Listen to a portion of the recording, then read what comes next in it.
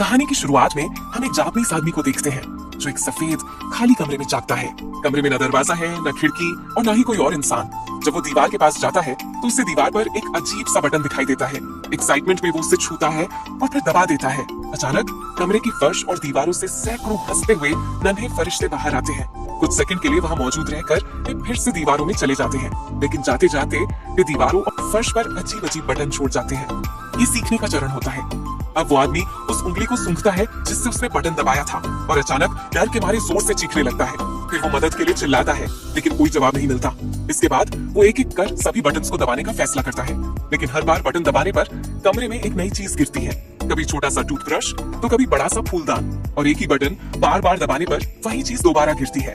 ऐसे करते करते उसे ढेर सारे चॉपस्टिक मिलते हैं, लेकिन उसके सामने वाला बटन दबाने पर एक छोटी ट्रॉली उसके पैरों पर टकरा जाती है।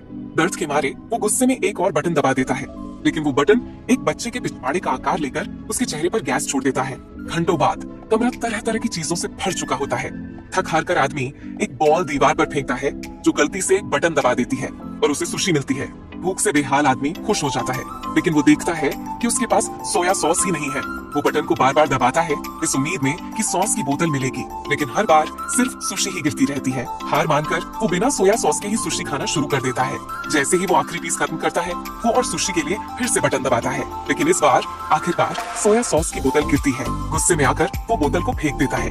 अचानक एक बटन से उसे पुराने जमाने का 3D चश्मा मिलता है। जैसे ही वो चश्मा पहनता है, उसे एक नन्हा फरिश्ता दिखाई देता है जो अपने बटन की तरफ इशारा कर रहा होता है। वो सोचता है कि शायद यही रास्ता है, लेकिन जैसे ही वो उस बटन को दबाता है, उल्टी गिनती शुरू हो जाती है और जैसे ही गिनती खत्म होती है, ऊपर से एक बच्चे का पिछड़ा उसके मुंह पर गैस छोड़ देता है। घंटों बाद वो एक मजेदार किताब का 5वां पार्ट पढ़ चुका होता है। एक्साइटमेंट में वो 6वें पार्ट के लिए बटन दबाता है, लेकिन 6वें पार्ट की जगह उसे सीधा 7वां पार्ट मिलता है। गुस्से में वो और बटन दबाता है, जिससे उसे 8वां और 9वां पार्ट तो मिल जाता है, लेकिन 6वां पार्ट अभी भी नहीं मिलता। तभी अचानक एक बटन दबाने से पीछे की दीवार में छिपा हुआ एक दरवाजा खुल जाता है। वो खुशी से झूम उठता है, लेकिन अपनी इस खुशी में वो भूल जाता है कि दरवाजे को खोलने वाला बटन कौन सा है। उनमें से एक बटन दबाने पर अचानक एक अफ्रीकी आदिवासी दीवार से दीवार तक दौड़ने लगता है। दूसरा बटन दबाते ही उसके सिर पर पानी गिरने लगता है। आखिरकार वो सही बटन ढूंढ लेता है, लेकिन जैसे ही दरवाजे की तरफ बढ़ता है, दरवाजा उसके सामने ही बंद हो जाता है। दूसरी बार भी वही हाल होता है। तभी उसे एहसास होता है कि बटन को दबाकर होल्ड करने से ही दरवाजा खुला रह सकता है। अब वो कई अजीब और गरीब तरीके आजमाता है। पहले पैर से दबाता है, फिर रस्सी से खींचने की कोशिश करता है और यहाँ तक कि दूर से फ्लाई स्वेटर से मारता है, लेकिन कुछ भी काम नहीं करता। आखिरकार वो एक फूलदान उठाकर बटन के ऊपर रख देता है, लेकिन बटन फिर भी ऊपर उठ जाता है। फिर वो सोचता है कि फूलदान को भारी बनाना पड़ेगा। सबसे पहले वो फूलदान के अंदर पानी भरने की कोशिश करता है, लेकिन कोई फायदा नहीं होता क्योंकि पानी सिर्फ उसके ऊपर ही गिर रहा था। अब वो फूलदान के अंदर ढेर सारी सुशी भरने लगता है, जिससे फूलदान इतना भारी हो जाता है कि वो उसे उठा ही नहीं पा रहा था। फूलदान का मुंह छोटा होने की वजह से वो चॉपस्टिक की मदद से एक एक करके सुशी निकालने लगता है। जैसे ही कुछ सुशी बाहर आती है, वो मुश्किल से फूलदान को उठाकर बटन के पास ले जाता है, लेकिन वहां जाकर उसे एहसास होता है कि वो फिर से बटन भूल गया है। घबराते हुए वो एक बटन दबाता है और दीवार से वही आदिवासी फिर निकल आता है। आदिवासी फूलदान से टकराता है और उसे 2 हिस्सों में तोड़ देता है। आदमी गुस्से में बड़बड़ाता है और फिर सही बटन को ढूंढ लेता है। अब वो उस बटन को सुशी से ढकने की कोशिश करता है, लेकिन बटन वापस ऊपर उठ जाता है। फिर वो टेप की मदद से उसे दबाने की कोशिश करता है, लेकिन ये भी काम नहीं आता। अब कुछ पेन किलर की वजह से वो अच्छे से सोकर उठता है। उठने के बाद उसे ब्रश करने की जरूरत महसूस होती है, इसीलिए वो पानी गिराने के लिए एक बटन को दबाता है।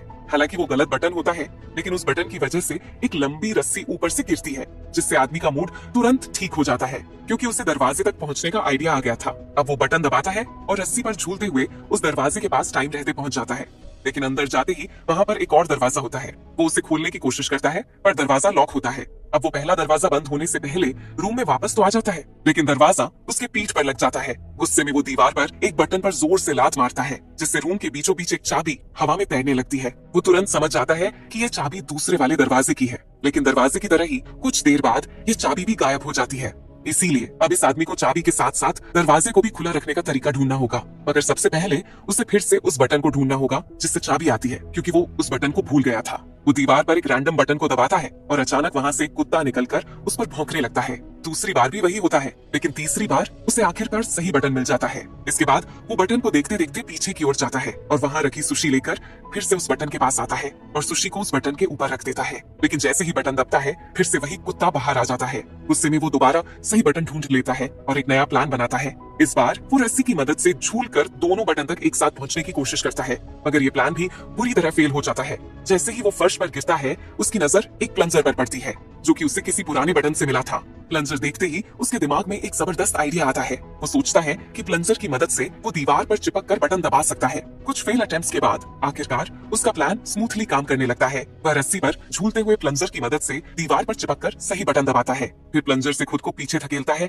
और चाबी पकड़ लेता है। इसके बाद वो दरवाजे के बटन को दबाकर झूलते हुए दरवाजा बंद होने से पहले अंदर दाखिल हो जाता है। लेकिन तभी उसे एक और झटका लगता है। दरवाजे के ठीक ऊपर की तरफ एक और लॉक होता है, जिसे खोलने के लिए 3 नंबरों का पासकोड चाहिए होता है। वो हड़बड़ाहट में कमरे के अंदर वापस आ जाता है, लेकिन इस बार भी दरवाजा उसकी पीठ पर लग जाता है। गुस्से में वो प्लंजर उठाकर सामने की दीवार पर जोर से फेंक देता है। जैसे ही प्लंजर दीवार से टकराता है, एक बटन दब जाता है और वही आदिवासी फिर से वहाँ प्रकट हो जाता है। लेकिन जैसे ही वो आदिवासी उसके सामने से गुजरता है, उसे उसके माथे पर 3 नंबर लिखे हुए नजर आते हैं। वो तुरंत समझ जाता है कि ये तीनों नंबर दरवाजे के ऊपर वाले लॉक का पासवर्ड हो सकते हैं। लेकिन दिक्कत ये थी कि दीवार के अंदर रहने का टाइम लिमिटेड था, इसीलिए वो जल्दी जल्दी 3 बार दीवार के अंदर जाकर हर बार एक एक नंबर डालता है। जैसे ही तीनों कोड मैच हो जाते हैं, लॉक खुल जाता है। वो राहत की सांस लेता है, लेकिन तभी उसे पता चलता है कि पहला दरवाजा बंद हो गया।